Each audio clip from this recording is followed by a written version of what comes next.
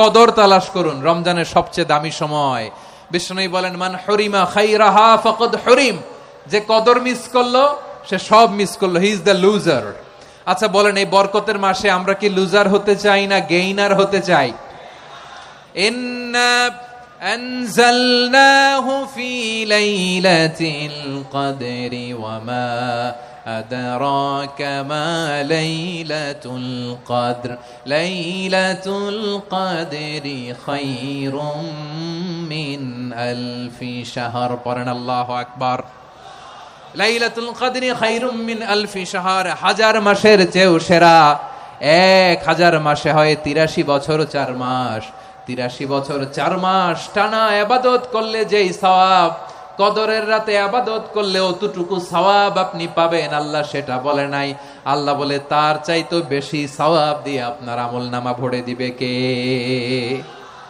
কদর যেন মিস না হয়। 21, 23, 25, 27, 29 নাকি খালি 27? না, ফালতামিসু ফিল আশরিল আওয়াখিরি ফিল মিনাল ভিতরি, রমজানের শেষ দশকের বেজর রাতগুলোকে কদর হিসেবে তালাশ করো। আল্লাহর হাবিব সাল্লাল্লাহু আলাইহি ওয়াসাল্লাম শেষ 10 দিন টানা ইবাদত করতেন, টানা ইবাদত। ইদা জাআল আশরু আহিয়াল লাইলা আইকাযা আহলা ওয়া জাদ্দা ওয়া শাদ্দাল মিজার, সারা রাত জেগে ইবাদতের নজির নবীজির নাই, শুধু রমজানের শেষ দশক ছাড়া। সুবহানাল্লাহ বলেন। নিজেও ঘুমাতেন না, ফাতেমা রাদিয়াল্লাহু তাআলা আনহু, আলী রাদিয়াল্লাহু তাআলা আনহু কাউকে ঘুমাতে দিতেন না, সবাইকে জাগিয়ে তুলতেন। আমরা সারা রাত জেগে ইবাদত করব, রাজি আছেন তো? কদর যেন আমাদের মিস না হয়। আজকে থেকেই ক্যালেন্ডারে মার্ক করে রাখেন, সব কাজ পেছনে ফেলে, সব ব্যস্ততাকে পেছনে ফেলে ইবাদতের জন্য আমরা প্রস্তুত থাকবো কদরের রাতে। কোনোভাবে কদর যেন আমাদের মিস না হয়, ইনশাআল্লাহ। বলেন তো সবাই। 6 নম্বরে পারলে ইতিকাফ করবেন। আল্লাহর হাবিব সাল্লাল্লাহু আলাইহি ওয়াসাল্লাম প্রতি বছর 10 দিন ইতিকাফ করতেন। যে বছর ইন্তেকাল করবেন সে বছর 20 দিন ইতিকাফ করেছেন। আপনি বলবেন, হুজুর ইতিকাফ না করলে সমস্যা কি? আমার নবী একটা ইবাদত সারা জীবনেও ছাড়ে নাই, আর আপনি জীবনে একবারও করেন নাই। এবার হিসাব আপনার কাছে। না পারলে অন্তত রাত্রি বেলাগুলো মসজিদে কাটাবেন, পারবেন তো ইনশাআল্লাহ? সব শেষে শিশু এবং নারীদের ব্যাপারে বিশেষ খেয়াল রাখবেন। শিশুদের রমাদানের ব্যাপারে উৎসাহ দেন, তাদের প্রস্তুতি নেওয়ান, তাদেরকে রোজা রাখতে দিবেন। আমার ভাইয়েরা এবং বোনেরা, পর্দার আড়ালে মায়েদেরকে বলবো, চাপাই নবাবগঞ্জের মায়েরা, 1 দিন 2 দিন না খেয়ে থাকলে আপনার ছেলে মেয়ে মারা যাবে না। ওদেরকে উৎসাহিত করেন, ওদের ছোট্ট যারা রাখতে দেন, বলেন যে বাবা সকাল থেকে দুপুর পর্যন্ত না খেয়ে থাকলে তোমার অর্ধেক রোজা, এরকম 2 দিন অর্ধেক মিলে তোমার 1 রোজা। এরকম আমি কত রোজা রাখছি ছোটবেলায়, কোনো হিসাবই নাই।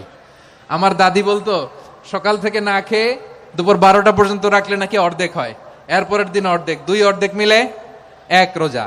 এটা তো আসলে রোজা হয় না, কিন্তু তাকে উৎসাহ দেয়া। ইফতার প্রোগ্রামগুলোতে নিবেন আমাদের বাচ্চাদেরকে, দেখবেন যে ওর ক্ষুধা লাগতেছে, খায় না, কারণ কেউ খায় না। একজন আজান দিচ্ছে, সবাই খেজুর নিয়ে ইফতার করতেছে। এই দৃশ্য, এই ট্রেডিশন, এই ইবাদত, এই তারবিয়া ওর আগামীর জীবনটাকে সুন্দর করবে। চিল্লায়া বলেন ঠিক কি না? এভাবে আগামীর প্রজন্মকে আমাদের গড়তে হবে। শিশুদের রোজার ব্যাপারে প্রস্তুতি নিন, উৎসাহ দিন। আর নারীদেরকে কষ্ট দিবেন না। সারা দিন পেঁয়াজু, আলুর চপ, বেগুনি, পাকোড়া, ছোলা, মুড়ি, শরবত, রুয়াবজা আছে না নাই? বানাতে বানাতে আমাদের বোনেরা কাহিল হয়ে যায়, আর তারাবি পড়তে পারে না, ইবাদত করতে পারে না। আমরা যেন আমাদের বোনদের প্রতি ইহসান করি, পারবেন তো সবাই? এই 7টি করণীয়, 7টি বর্জনীয়। 1 নাম্বার, বিলম্বে ইফতার করবেন না কখনো। 1 নাম্বার, দেরি করে ইফতার করা নিষিদ্ধ। ইহুদিরা দেরি করে ইফতার করে। লা ইয়াজালুন নাসু আলা খাইরিন মা আজ্জালুল ফিতরা। বিশ্বনবী বলেছেন, এই উম্মত যতদিন আগে আগে ইফতার করবে, এই উম্মতের কপাল থেকে কল্যাণ কেউ ছিনিয়ে নিতে পারবে না। চিল্লায় বলেন ঠিক কি না? আজানের জন্য বসে থাকবেন না, সময় দেখবেন। স্থানীয় সময় যখন সূর্যাস্ত হওয়া মাত্রই বিসমিল্লাহ, খেজুর খেয়ে ফেলবো, পারবেন তো?